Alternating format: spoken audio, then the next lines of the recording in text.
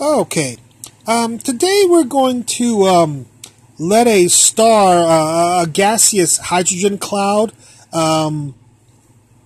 that's not rotating, collapse into a star, and we're going to see how that how much time it takes for that to happen.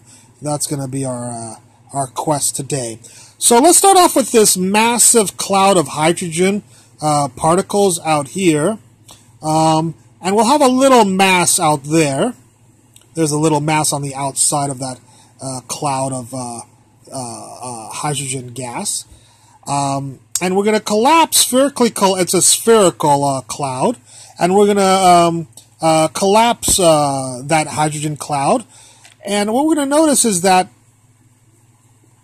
this problem is the same as this problem right here, where you have a mass right here, and the particle will just drop in. And the reason these two are the same problem is because gravitation works that way, where as long as the particles are inside of the orbit or the trajectory of this particle doesn't know whether this is a cloud or whether it's a star already. So this cloud collapsing and letting the particle fall in with the collapsing cloud is the same problem as having just a star and having the particle just fall in. They're the exact same problems on a first order calculation. Of course, when you get into complex forces and whatever, this would not it. But we're obviously, by doing a non-rotating stellar collapse, we are doing a very simplified form of calculation for a star forming from a stellar nursery. Okay, so you have to take my word for it that this problem is the same as this problem. We're going to start off with basically a star. We have a mass here. Time t equals 0, this mass will have a velocity equal to 0. And it'll be located very far away because we assume that cloud is really large compared to the radius of the star. And so we'll have this initial x be x equals a, which will be very close to infinity, and we'll want that thing to fall down to basically the radius of the star, where x will equal r, which is much smaller than a or infinity. Okay? So let's take a look at our mass right here and see the forces on it. Of course, there's only one force if we don't worry about electric fields or anything else. And that's the gravitational force of this star pulling on it. And so I've denoted that Fg right here. We'll use Newton's law. Sum of forces on the mass equals the mass times acceleration. The gravitational force, of course, is this. And of course, it points, we're going to make left a negative convention right here.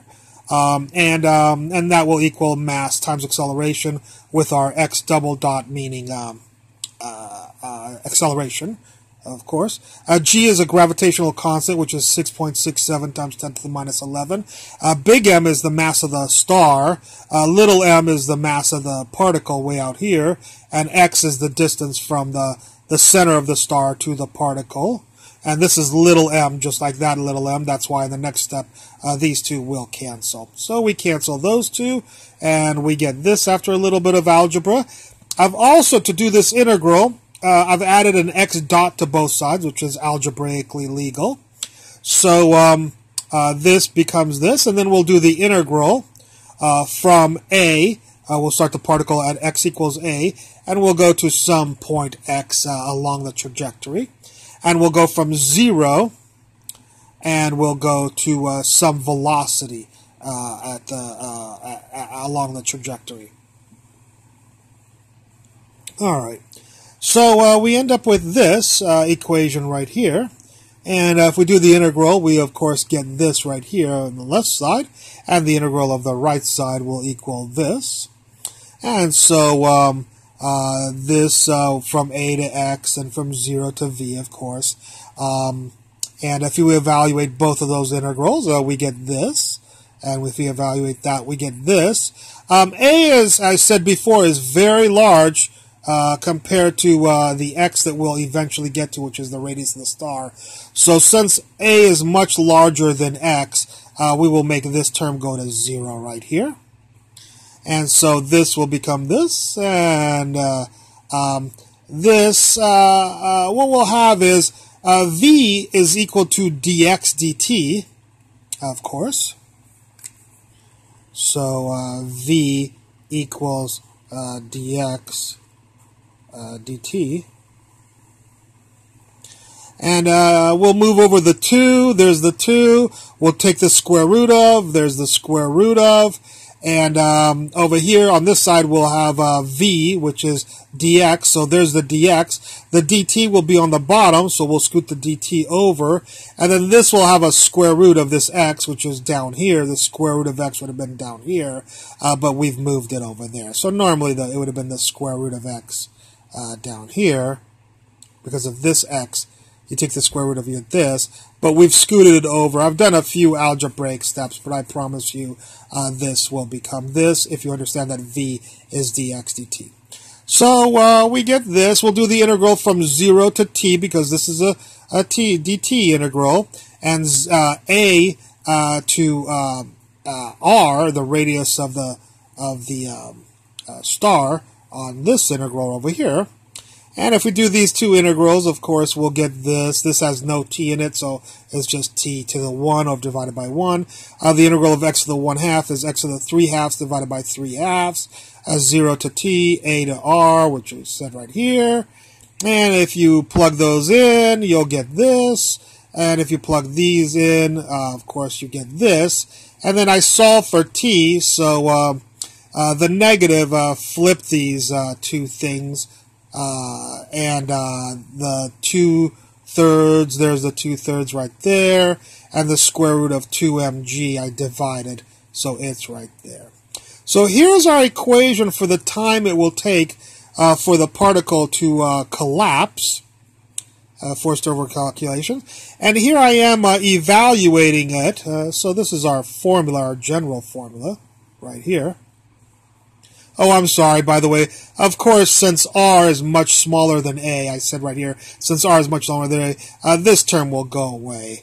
We won't need that r because this term will be much bigger. So this is actually gone. So we just have 2a to the 3/2 divided by 3 square root of 2gm. I'm leaving it a little bit ugly. You could do some stuff with the 2 and the square root of 2. Anyways, here I've plugged in some of the values for this. Namely that the radius of the radius of our gaseous cloud, I'm assuming is either 1 light year big, 10 light years big, or 100 light years big. I've actually done 3 calculations. So this is how you do calculate for making a light year, 1 light year, 10 light years, or 100. And then there's G that I mentioned before. And then this is I just used a typical mass of the sun right here, 2 times 10 to the 30th kilograms, just assuming we have a normal star there. This here is to change the time back from years I'm sorry, if this would be in seconds, and this will change it into years right here. So if you have a size of 1 light year, it will be about 3 million years for the star to form. If it is 10 light years big, the original cloud, the radius of the original cloud, then it'll take 80 million years.